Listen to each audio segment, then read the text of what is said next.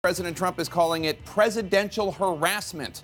Democrats are calling it their constitutional duty, telling the president this is his new reality. House Democrats, now armed with subpoena power, announcing more investigations into more of the president's business. We will not surrender our constitutional responsibility for oversight. That would make us delinquent in our duties. Right this very minute, the House Ways and Means Committee, now run by Democrats, is holding a hearing on new legislation to require all presidential candidates to release their tax returns. It's perceived as the opening salvo in that committee's plan to ultimately subpoena President Trump's tax returns, thus revealing whatever it is the president has been hiding for all these years. And President Trump, who's long been complaining about Robert Mueller's Russia investigation, now has even more investigations to complain about, tweeting today, quote, "The Dems and their committees are going, quote, nuts."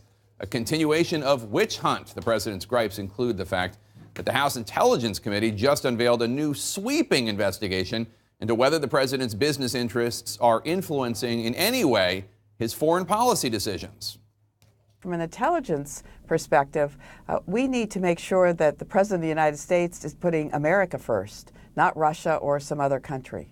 The president also complaining about these investigative committees, quote, even stealing people who work at White House, unquote. That's an apparent reference to the House Intelligence Committee having hired officials with experience at the National Security Council, including during the Trump presidency, to help them with their oversight of the president. On top of all that, the House Judiciary Committee authorized a subpoena this morning for Acting Attorney General Matthew Whitaker, prompting yet another standoff. As CNN's Abby Phillip now reports for us, this is just the beginning of this new era of congressional oversight. Today and every day, let us pray for the future of our country. Let us pray for the courage to pursue justice and the wisdom to forge peace. A prayer about pursuing justice and forging peace. Ironically, coming just hours after President Trump fired off a barrage of attacks against Democratic lawmakers who plan to investigate him. Trump tweeting, "Presidential harassment. It should never be allowed to happen again." House Speaker Nancy Pelosi not taking the bait. I always think that whatever the president says about us, he's projecting his own unruliness. He's a projector, and that's what it's about. Trump also claiming that Republicans never did this to President Obama, even though she described Benghazi as a soft target. Republicans did lead a probe into the Benghazi attacks during Obama's presidency that lasted more than 2 years.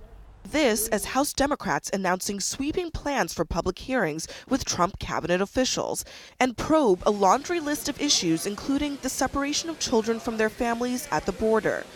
Democrats also not shying away from potentially crossing Trump's red line, his personal finances. I think overwhelmingly the public wants to see the president's tax returns. And so they want to know the truth. They want to know the facts. And he has nothing to hide. Pelosi ignoring the president's unusual warning during the State of the Union address. If there is going to be peace and legislation, there cannot be war and investigation. It just doesn't work that way. The House Speaker today firing back. We will not surrender our constitutional responsibility for oversight.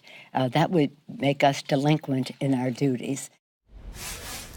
And President Trump's contention in his tweet this morning that investigators are stealing staff from the White House for their investigations reflects the president's anger over some hires being made by Adam Schiff in that Intelligence Committee. Now, Adam Schiff responded to the president's tweets, telling reporters that it's not unusual for NSC staffers to be hired by the Intelligence Committee. And he added this, that maybe Trump should work on being a better employer. Now, it is not unusual for NSC staffers to go over to the Intelligence Committee. Even Devin Nunes, Adam Schiff's predecessor as chairman of that committee, hired an NSC staffer who worked in the Trump White House, Jake. All right, Abby Phillip, thanks so much. And it's also true that the White House NSC just hired a senior Republican staffer from the House Intelligence Committee, so it does work that way. But Simone, let me start with this. One of the president's tweets today reads in part, "The Republicans never did this to President Obama.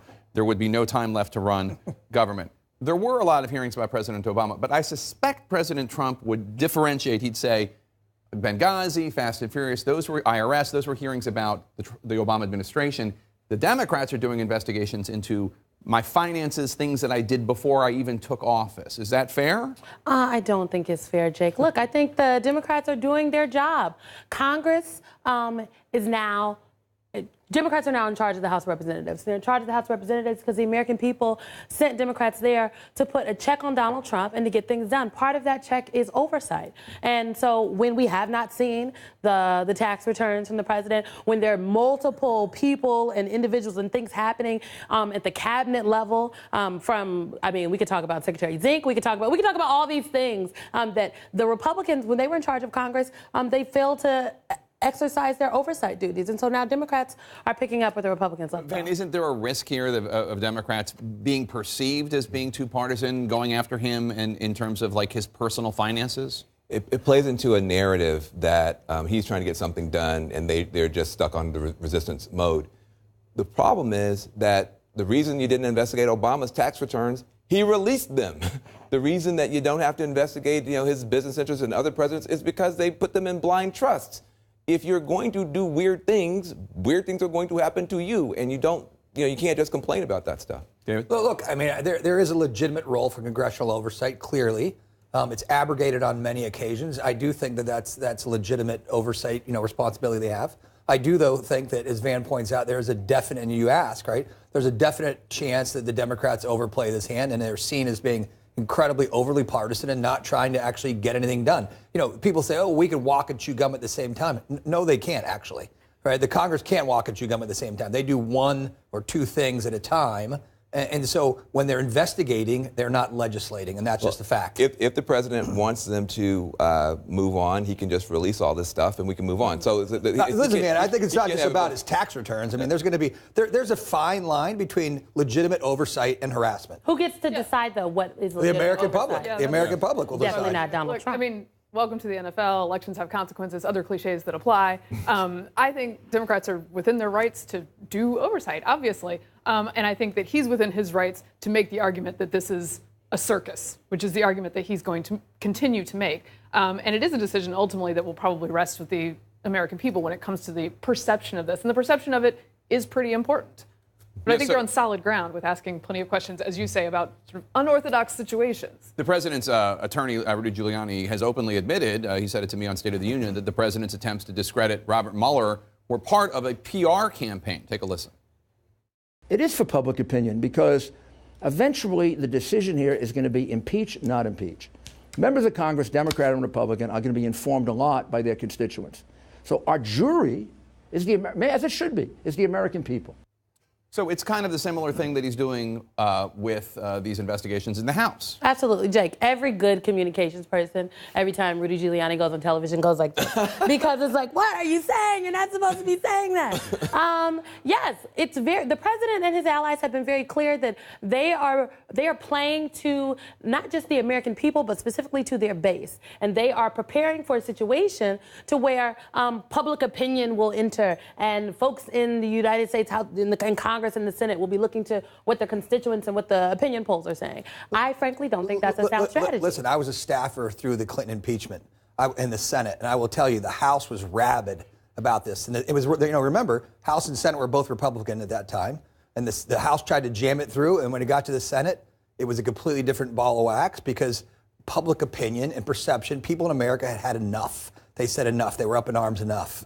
And at some point, that's going to happen in this case. You really think absolutely, so? Absolutely. Is there, well, let me ask you, is there one of these committee hearings, whether it's Judiciary, House Intelligence, Ways and Means going after his tax returns, is there one that you think that offers more particular danger for President Trump than the other?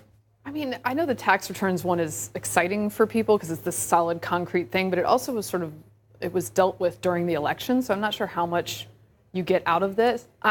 In the end, I think, and it may seem unfair to Democrats because Trump has sort of brought the chaos level up, and the American people are sort of like, okay, we're right here. And I think if it feels like Democrats are taking it up another level, they will pay a bit of a price for that. What do you make of Eric Swalwell and others on the Intelligence Committee forwarding the transcripts of their interviews, closed-door transcripts, to Mueller, and saying, Swalwell said, basically, we think there are more people that Mueller can go after for perjury for lying before Congress? Look, I worry that the very people that you are concerned about, that the Trump base won't accept the outcome if it feels that it's an unfair process. And so I think it's Or just America. well, listen, I think most Americans... Not the Trump base. That's what we should be concerned about. No, listen. I think most Americans feel something weird and screwy is going on with Donald Trump, and they want to know what it is. And I think I think that's quite fair because no president's ever acted this way. But you should say most Americans. That's not a fair thing to say. Do I get a chance to have my opinion? Sure. Go ahead. Okay, good. So I'm just disagreeing with you. So look, I think most Americans will accept the outcome, whatever it is, and they'll judge it on the merits. There are going to be some Democrats who are going to be way off on one side, but I think but there is a concern that if you have a Trump base that's been primed to think this is unfair, and then there are acts on the part of Democrats that add to that narrative, that you could have people not accept the outcome, and and I think that's dangerous.